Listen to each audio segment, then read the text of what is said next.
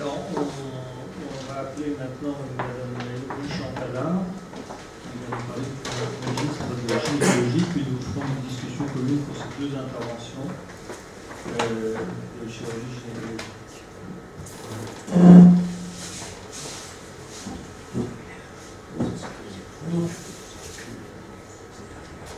Merci, bonjour à tous. Je vous remercie de m'avoir invité à communiquer sur notre projet qui est en cours de réalisation, projet sous la direction de M. Dahan et sous son aide précieuse. Donc nous sommes en train de créer une base de données épidémiologique en gynécologie qu'on a nommée EpiGyn et qui concerne la chirurgie gynécologique, notamment au départ toulousaine. Donc pour vous expliquer un peu le contexte dans lequel est créé ce projet, il faut savoir qu'en fait la chirurgie gynécologique à Toulouse s'exerce actuellement sur 3 sites et que nous sommes dans une volonté, enfin un besoin de restructuration, et notamment il se pose la question d'un regroupement physique qui porte souci puisque nous exerçons cette chirurgie sur 3 sites du fait de la nécessité du plateau technique sur chacun des 3 sites.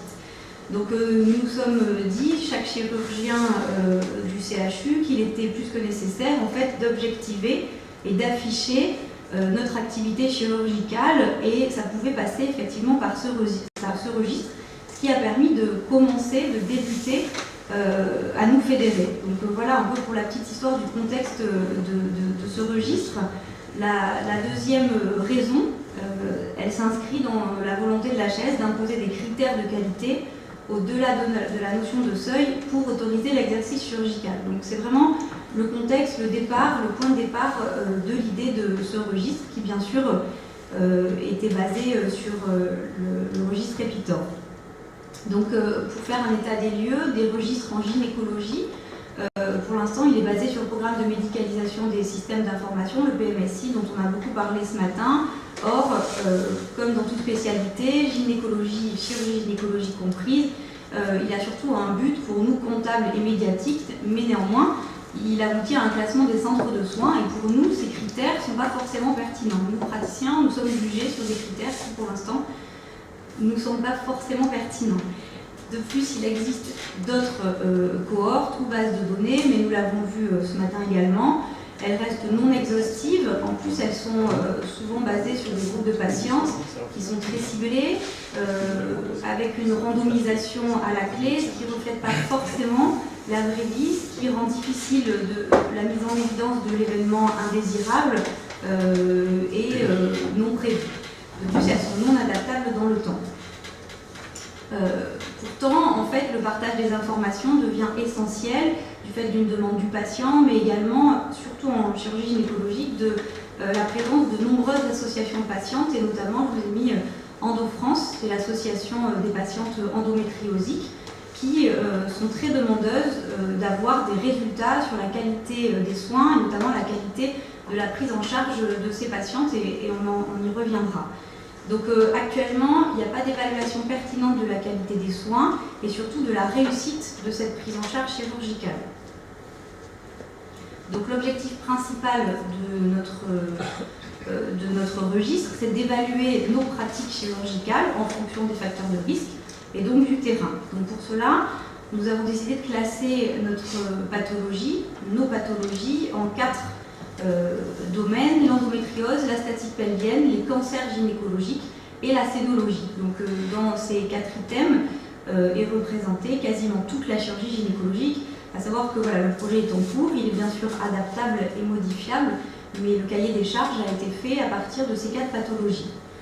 Donc pour revenir brièvement sur l'endométriose, il faut savoir que c'est une maladie qui touche une femme sur 10, qui sont souvent des femmes jeunes, en âge de procréer, qui ont une symptomatologie variable et des symptômes souvent associés qui peuvent être la douleur, les troubles de la fertilité, les troubles de la fonction sexuelle, et donc elles arrivent avec un motif de consultation qui peuvent être variables avec des symptômes associés. Elles ont une prise en charge qui est globale et qui nécessite souvent une prise en charge globale multidisciplinaire. Donc les critères de qualité de notre registre vont bien sûr être fonction du contexte de prise en charge, du motif de consultation.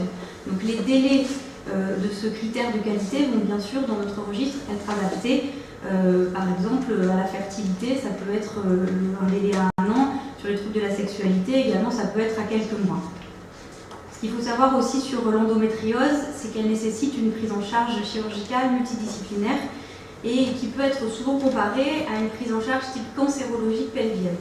Donc c'est vraiment surtout ce qui nous intéresse en fait dans l'étude de ce registre, c'est d'étudier la morbidité post-opératoire qui, vous le comprenez, devient difficilement tolérable chez ces jeunes femmes qui présentent souvent des fistules, enfin souvent dans un cas non négligeable de cas, puisque la morbidité n'est vraiment pas négligeable chez ces jeunes patientes.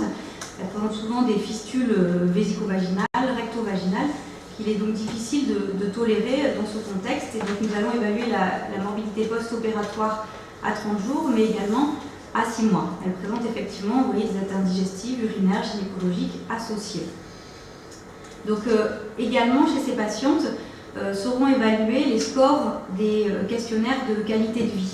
En fait, on leur remet, et notamment sur le questionnaire de qualité de vie sexuelle, qui fait partie aujourd'hui du questionnaire de l'OMS, on leur remet des questionnaires de qualité de vie dont nous inclurons les scores dans notre registre. La deuxième pathologie, enfin le deuxième grand groupe de pathologies que nous allons inclure dans le registre, ce sont les cancers gynécologiques. Alors l'objectif, les critères de qualité sont étroitement liés aux critères de qualité de l'endométriose et notamment post-opératoire, puisque ce sont des chirurgies lourdes, multidisciplinaires, avec une morbidité importante. Et on comprend ici l'intérêt de réduire cette morbidité car elles ont souvent des traitements adjuvants associés. Donc il y a effectivement beaucoup de littérature sur le sujet, sur les prises en charge, mais au final des prises en charge qui restent hétérogènes avec un faible partage des données entre les centres. Et ces centres, on leur impose des critères structurels, des critères de seuil. On l'a vu aujourd'hui, opérer un cancer de l'ovaire, on recommande en fait d'en opérer tant par an pour pouvoir être centre expert, voire faire cette chirurgie lourde et multidisciplinaire. Donc ce registre pourrait également nous permettre de quantifier, vous voyez, cette activité et de revendiquer le droit de l'exercer. Également, ce registre avec les cancers gynécologiques s'inscrit dans la RAC, la réhabilitation améliorée, ce qu'on nous demande d'instaurer dans nos services et notamment dans ces prises en charge lourdes.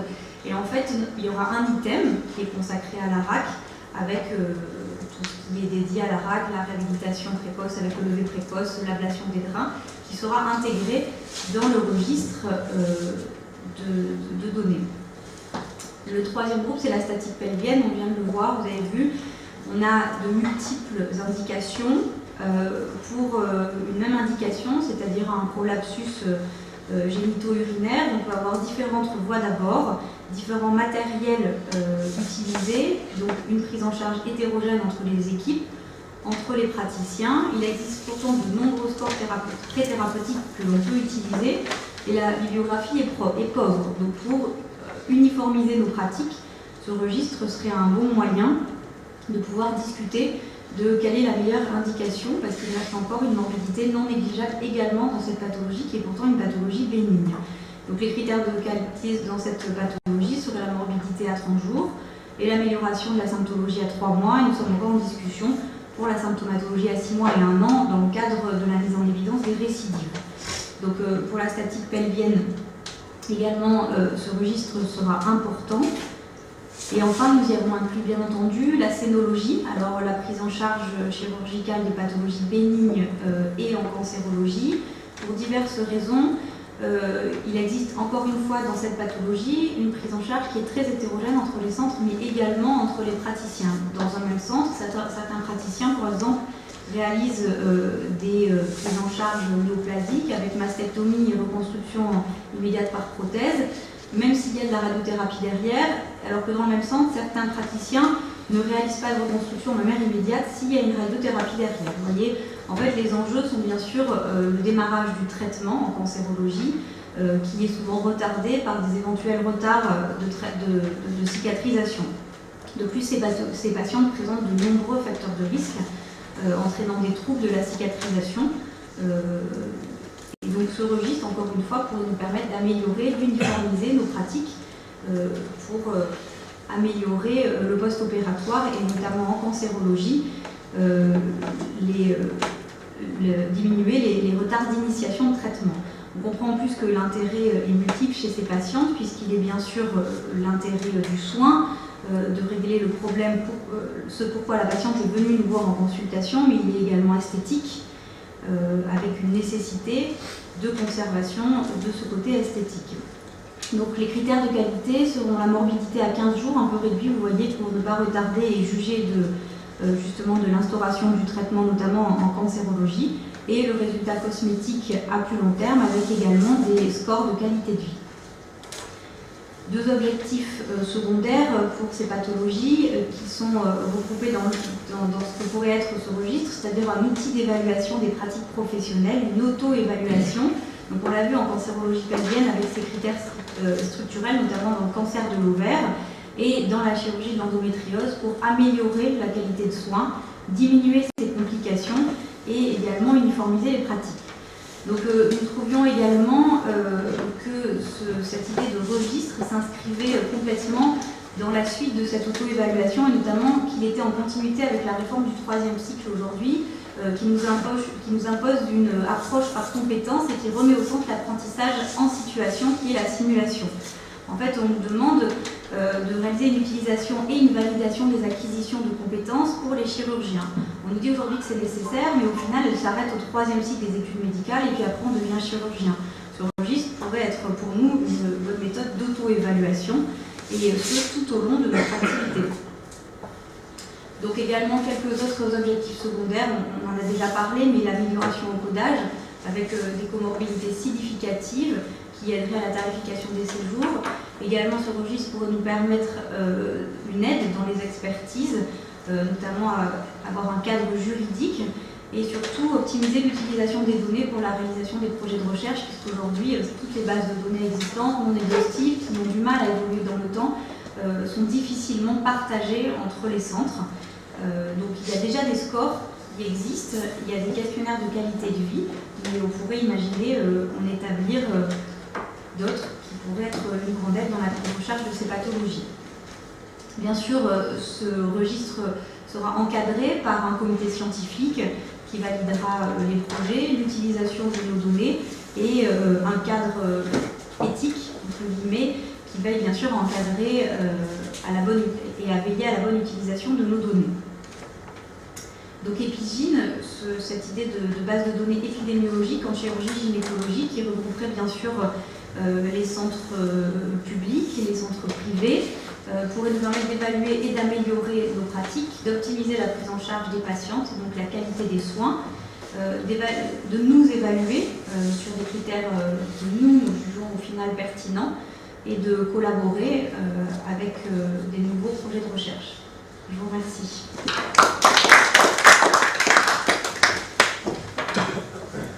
François Richard. Non, je vous félicite parce que je pense que c'est important et d'autant plus qu'il y a un sujet, vous savez qu'actuellement sur le plan des traitements des processus vaginaux, il y a eu des problèmes avec les prothèses qui ont été retirées dans tous les pays, et avec un autre sujet, c'est qu'actuellement aux États-Unis, en Australie et en Grande-Bretagne, ils sont en train de retirer les prothèses sous-urétrales pour traitement de l'incontinence, dans la mesure où ils ont tendance à faire rapidement une assimilation entre les prothèses pour prolapsus et les prothèses pour incontinence. Ce qui est assez étonnant, c'est que en France, officiellement, personne n'en parle. Et que d'autre part, on s'aperçoit que dans les... Non, personne n'en parle pour les prothèses d'incontinence. Et que, on va en parler d'ailleurs à l'Académie de chirurgie le 14 novembre, on est en train d'essayer de voir, notamment à partir de la base de Messi, le nombre de complications potentielles qu'il y a pu y avoir, parce qu'on se retrouve actuellement à la suite de problèmes avec certaines prothèses, où les tutelles vont comme toujours à l'excès pour interdire d'autres prothèses dont certaines, il n'y a aucune preuve qu'elles ne marchent pas bien. Et je pense que l'ensemble des chirurgiens, et notamment tous les chirurgiens qui posent du matériel prothétique, quel qu'il soit, doivent pousser pour qu'il y ait des registres, et que ce soit des registres qui soient à long terme, parce que les prothèses, il y a des, vous l'avez dit, il y a des complications rapides, mais de temps en temps les complications sont plus tardives. Et je crois que c'est un sujet très important, et notamment pour la motivation des chirurgiens, parce que ce problème des prothèses, plusieurs laboratoires aux États-Unis les class actions qui ont démarré se chiffrent en milliards de dollars. Hein, et il y en a certaines, par exemple AMS, le fondateur de 5 artificiel, a fermé boutique. Et donc, alors que le 5 artificiel, il n'y a plus de problème de class action. Mais comme c'était une filiale de l'autre, bon. Donc c'est des problèmes majeurs. Et je pense que ce que vous faites, ça devrait être fait partout, pour toutes les prothèses. Et d'autre part, je pense qu'il ne faut pas le faire sur 2 ans, 3 ans, 4 ans. Comme vous l'avez dit, et si on veut remplacer les seuils par l'accréditation des chirurgiens, il faut le faire de façon prolongée, en renouvelant les autorisations. Ce qui nous permettrait aussi de se rendre compte beaucoup plus tôt de cet événement indésirable, par exemple comme la mise en place des échos. Je pense que si on avait eu ce type de registre, on aurait arrêté bien plus tôt de mettre en place des échos et on aurait vu que les patientes ne toléraient pas du tout ce matériel de contraception. Alors, j'aurais 2 questions qui s'articulent et une 3e réflexion, mais ça va vite. Première question, est-ce que votre registre Epigine va être sur la plateforme de la FSM? C'est prévu comme ça? D'accord. Dans la partie scénologie, est-ce que vous avez prévu de travailler avec la société de chirurgie plastique, puisque vous avez parlé vous-même de réimplantation de sein dans le même temps que l'ablation, enfin de prothèse mammaire, pardon, et donc vous retombez exactement dans la problématique FSM, et ça permettrait effectivement de travailler, en tout cas sur ce sujet, à 2 CNP. En tout cas... T'es content, Olivier, hein? Ouais, en tout cas, on y inclut les chirurgiens plasticiens. D'accord. Et troisièmement, c'est justement depuis ce matin, ça me turlupine, parce qu'on a beaucoup entendu parler de la liste de pathologies vitales, cardiaque, thoracique, etc. Là, on est dans le DMI, et c'est très différent. Le DMI, c'est pas 3 ans, c'est pas 5 ans, c'est 30 ans. Nous, nos prothèses, on s'en fout qu'elles aillent bien à 5 ans, elles vont toutes bien à 5 ans. C'est à 10 ans que ça commence à faire des différences. Et c'est à 25-30 ans, quand on va être implanté d'une prothèse, moi je voudrais une prothèse qui dure au moins jusqu'à ce que je clabote. Je ne sais pas combien de temps ça va prendre, mais j'en veux une bonne. Et la bonne, elle n'a pas 5 ans ou 10 ans de recul. Elle a 15, 20, 25 ans de recul. Et là, on rentre dans la même problématique. Le DMI, qui est complètement différent de la vie du patient. C'est la vie du DMI, c'est pas la vie du patient. Oui, moi je partage tout à fait l'avis des 2 commentaires, mais je voudrais quand même, si vous voulez, faire 2 réflexions sur votre communication. La première réflexion s'adresse à Georges Aigrin, parce que je connais bien ce registre. Ce que je veux toujours reprocher à ce registre, c'est que tu nous donnes en conclusion des informations que je partage complètement, c'est-à-dire l'histoire du VLOC, l'histoire de la névrose ombilicale. Ce que je lui ai reproché, c'est d'utiliser ce registre pour comparer 2 techniques. C'est absolument une erreur de stratégie, de méthodologie, puisque vous comparez 2 techniques avec des malades extrêmement différents. Puisqu'au départ, on fait vraisemblablement, dans un cas de fixation, un type de malade et un type de voie vaginale à un autre. Donc c'est pour ça que je pense qu'il faut laisser les registres où ils sont, mais pas en tirer des conclusions comme on en tirerait pour des essais prospectifs randomisés. C'est dans ce sens-là que j'ai toujours un peu été réticent sur cette... Et la deuxième réflexion va vers Élodie Chantala. Je trouve un peu dans votre... Je ne critique pas du tout Epigine, ce que je sais bien, mais j'allais dire, il est trop multifonction. C'est-à-dire qu'il y a tout. Et je ne crois pas. Alors, il faut faire des sous-registres, si vous voulez, parce qu'on ne peut pas dans le... Alors, je ne sais pas comment il est, on ne sait pas sur le plan pratique, parce que vous nous avez donné, en fait, Epigine, vous nous avez décrit une réflexion dans un groupe de travail, où était Marcel Dahan, sur ce qu'il faudrait faire, etc. Mais en fait, pour répondre à des prothèses, si on parle que du sein, on fait un registre sein, c'est très précis. Alors on fait, parce que pourquoi il y a eu des problèmes, on en a parlé ce matin, à votre avis pourquoi? À cause des pipes. Pourquoi est-ce que tout d'un coup on s'est intéressé aux prothèses mammaires? Parce qu'il y a eu un lobby de femmes, et je me tourne vers la FSM, il y a eu... Donc si vous voulez, là vous allez comparer, vous allez mettre dans le même registre, alors évidemment on peut tout mettre, mais à ce moment-là si on met tout, on ne remplit pas tout, et on risque de pas être exhaustif. Parce que si vous mettez le oui, mais très vite, mais voilà ma réflexion, alors peut-être Marcel peut répondre, c'est comme si on disait effectivement un registre sur... En poumon, c'est facile, il parle que du cancer du poumon. Oui, bien sûr, mais c'est pour ça qu'on le classe en pathologie. En fait, effectivement, en chirurgie thoracique, c'est classé en poumon.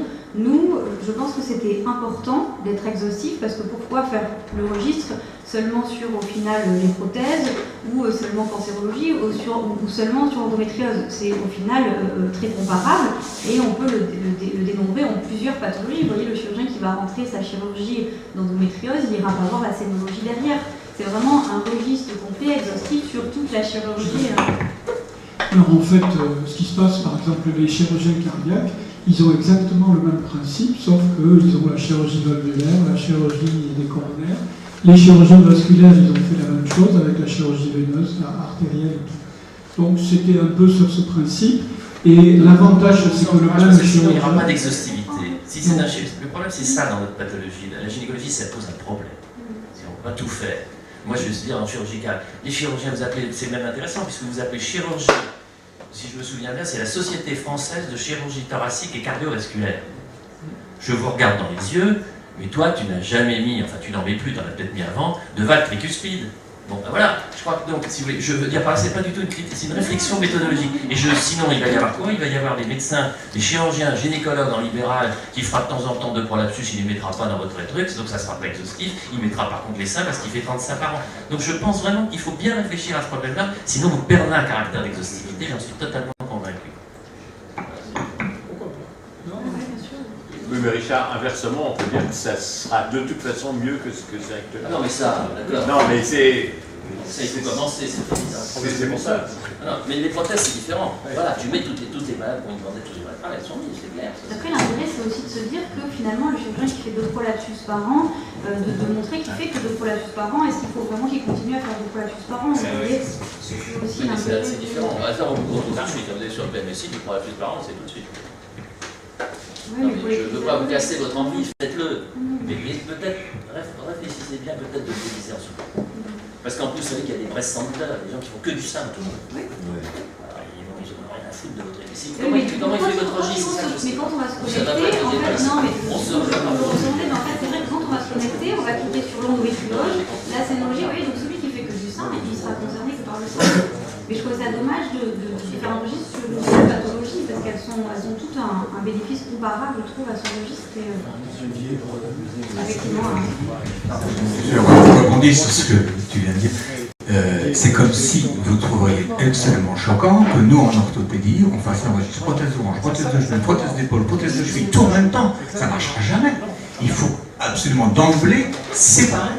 Sinon, vous n'aurez jamais l'exhaustivité. Parce que, comme il dit, moi je mets tant de prothèses de genou pour je m'en fous. Je ne pas. Ah, les prothèses de hanche, ça m'intéresse plus.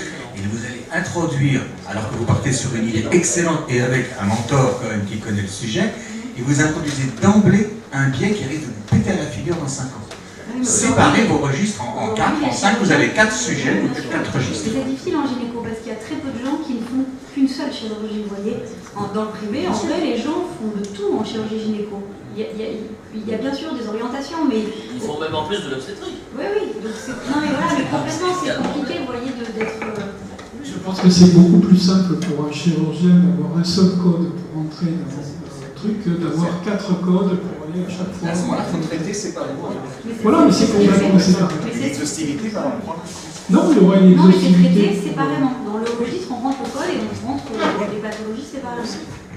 Passionnel. Il y a un éclairage au niveau de la Société européenne de chirurgie thoracique. On a, le registre est construit différemment des PITOR. On a un premier module où il y a les données épidémiologiques et caractéristiques des patients. Et ce module, il file tout droit vers le module cancer du poumon. C'est la ligne droite, c'est notre corps métier.